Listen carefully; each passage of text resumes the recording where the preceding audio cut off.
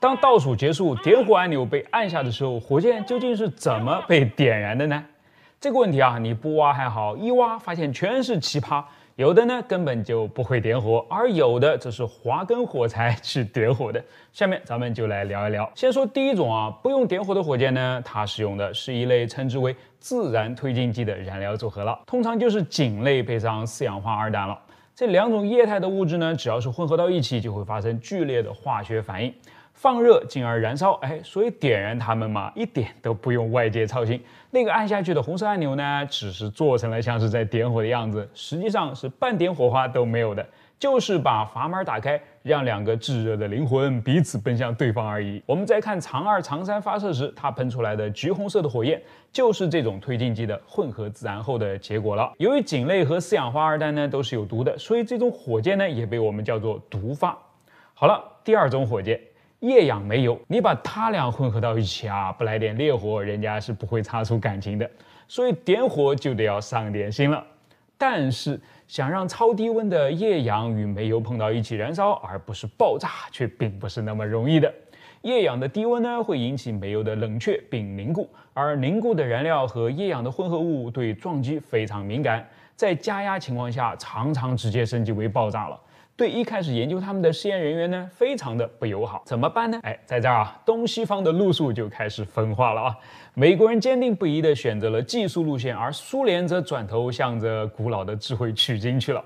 先来说美国那边，他们发现啊，有些金属有机化合物，比如3乙基铝、2乙基锌、3乙基硼等等，只要是暴露在空气当中，就能自然发火了。要是遇上点液氧，更不得了了。于是咱们就只需要在发动机的管路里面呢，备上一个装着上述引火剂的玻璃小管，打碎即可保证点火了，简单可靠啊。当然是一次性的。雷鹰9号上面的梅林 ED 发动机稍微就复杂了一点，得把玻璃管换成由阀门控制的引火剂加注系统，才能实现多次点火。不过也算简单嘛，但这些到了苏联人眼里面都太复杂了，不就是点个火吗？直接上火柴或者火把就得了。是的啊，直到现在把宇航员送上国际空间站的联盟号火箭呢，都是用火把点燃的，不可思议吧？但苏联人其实是有苦衷的啊。咱们来看看联盟火箭的屁股，它的中间呢是装在新一级上，有4个主喷口、4个小喷口的 RD-108发动机，四周是装在4个助推器上，又各有4个主喷口、2个小喷口的 RD-107发动机，加起来就是20个主喷口和12个小喷口，一共32个喷口。那么请问如何保证这32个喷口在发出点火指令的一瞬间准确无误的同时点燃呢？是用更加灵敏的传感器，还是更为先进的信号系统，还是用更加智能的计算机算法呢？想多了吧，只需要点燃32个火把，把它们放进32个喷口里，让它们先在这儿燃一会儿，然后再打开推进剂的阀门，不就完全同步了吗？苏联工程师称这种方式为烟火点火装置 PZU， 是上个世纪50年代为了点燃世界上第一枚洲际弹道导弹 R7 发明的。既然联盟号诞生自 R7， 这种点火方式呢，也顺其自然的被继承了过来。它是这么操作的：在联盟号被安装到发射台上之后呢，技术人员会通过在发射台下方的通道桥，手动的去将一根根倒梯形的木棍插入到每个燃烧室里面。20根大木棍插进了主燃烧室里面，12根小木棍插进了转向发动机的小燃烧室，而且它们都必须是取材于上好的白桦树才行啊。在每根棍子的顶部呢，都有一对高温装药，在高温装药之间连着一根用弹簧夹着的黄铜线，起短路发热点火的作用。来自点火装置和传感器的电线呢，沿着倒梯形的木棍向下延伸到了一个插座，在那儿它们被插入到发射控制网络。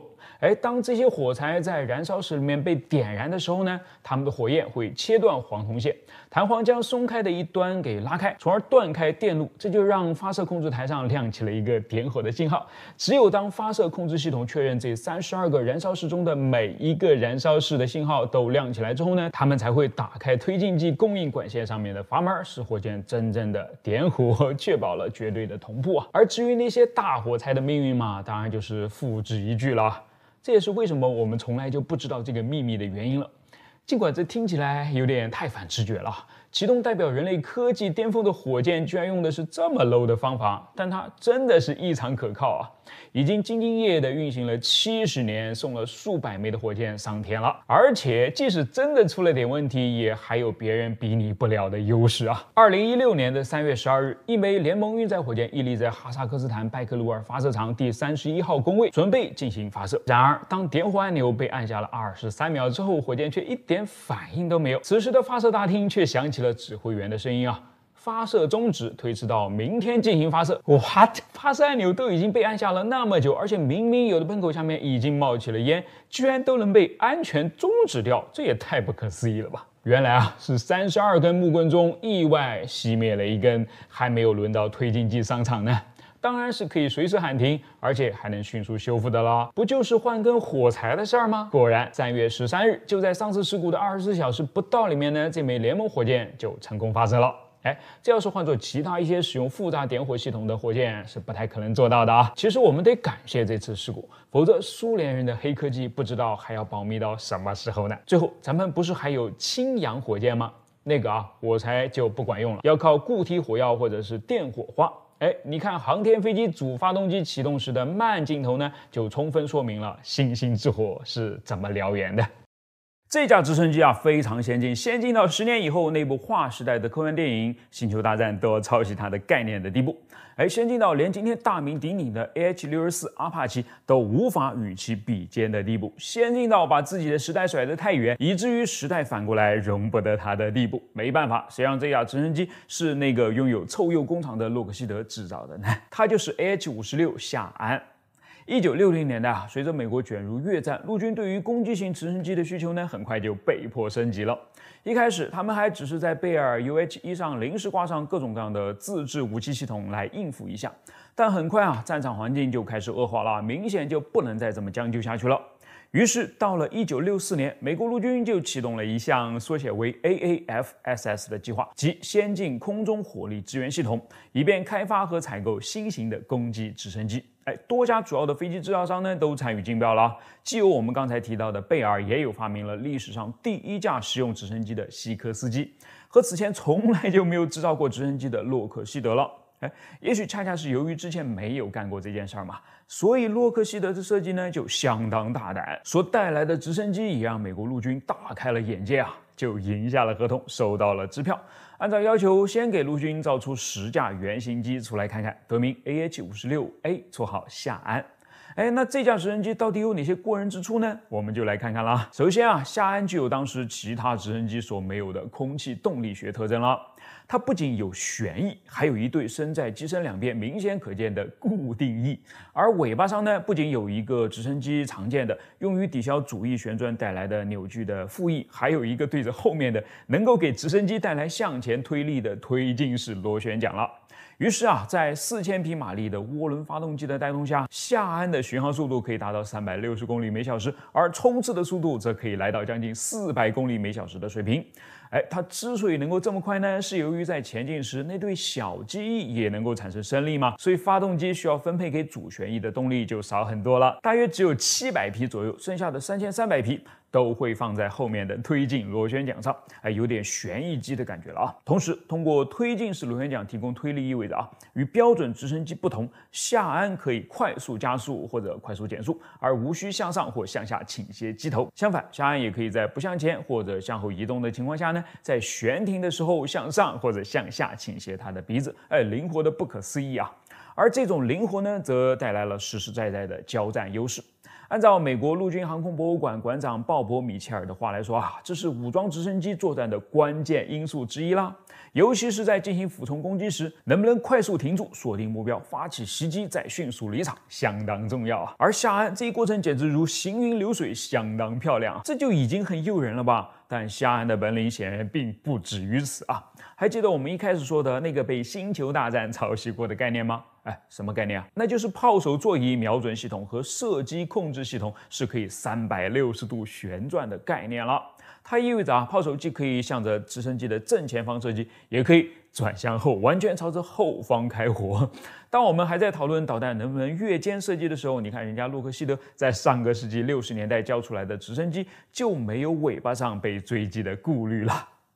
我知道你在想啥啊，它可跟二战轰炸机上的机尾炮塔完全就不一样哦。有本事机尾炮塔你也向前射击啊。夏安的驾驶舱呢是个双座串联式的设计，飞行员在后，炮手在前，通过一套先进的瞄准系统来操纵挂在机腹上的30毫米 XM140机炮。当然，头瞄肯定也是要安排上的啦，这让飞行员也能够独立瞄准直升机的机头炮塔。这个前炮塔呢是可以容纳一个7.62毫米的机枪，或者是一个40毫米的 M129榴弹发射器的。除了炮塔外啊，夏安在其短翼上还有6个挂载点，它可以携带装载2.75英寸火箭、岘岛 BGM-71陶式反坦克导弹或者外部油箱等等的吊舱。夏安的火控系统呢，配备了多普勒雷达和激光测距仪，两者都远远领先于他们的时代啊。当然，领先的不止火控，夏安的航空电子系统里面的许多元素也是革命性的。它配备了自动飞行控制系统和多个雷达系统，全部都连接到当时最为先进的数字计算机中央综合体，使其能够在低空安全运行。其核心部分呢是洛顿制造的，可以用于开启手动地形跟踪和自动地形跟踪模式的地形跟踪雷达系统。你听听，你看看，这简直就是一个黑科技的集大成者啊！那怎么后来就完全消失了呢？大概有这几方面的原因。技术原因、管理缺陷、不断变化的采购优先级、极高的成本，以及1969年导致一名试飞员死亡的坠机事故了。我们来看看啊，1967年，夏安进入到飞行测试，他的首次亮相呢就惊艳了众人，因为他会一项特殊的技能嘛，即静止悬停时降低机头，向着人群鞠躬。大家就很激动了，之前哪有这样的待遇啊？这样的测试呢，一直持续到1969年的3月，直到当第3架夏安原型机在飞行期间主翼意外震动，撞到了机身和机尾，试飞员当场就遇难了。于是测试马上就终止，而军方与洛克希德之间的合同呢，也在仅仅2个月后就被解除了。这翻脸比翻书还要快啊！声明里面是这么说的：承包商未能满足我们的要求。但实际上内部的原因复杂得很嘛，既有一开始陆军就觉得你洛克希德从来就没有造直升机的经验，怎么就能造得好直升机呢？这不，事实证明你就是造不好的嘛。这样的声音，也有陆军越来越觉得这玩意儿成本实在是太高了，尤其考虑到它还是一个系统从模拟到数字的过渡期间的产物，到时候数字时代全面到来，你是该换还是不该换呢？很纠结嘛，既然纠结，那就一有理由就直接给否决了。于是到了1972年 AH-56 正式终结，不久之后，陆军启动了一个新的高级攻击直升机计划，最终就带来了阿帕奇。尽管在阿帕奇上还是能够找到一些夏安的影子的。好了，今天的故事呢，就到这儿了。其实啊，当年和洛克希德竞争的对手希克斯基在失败之后非常的不甘心啊，也琢磨出了一架或许还更加先进的直升机。你知道他是谁吗？不妨留言里面来猜猜看啊！咱们找时间再聊聊他喽。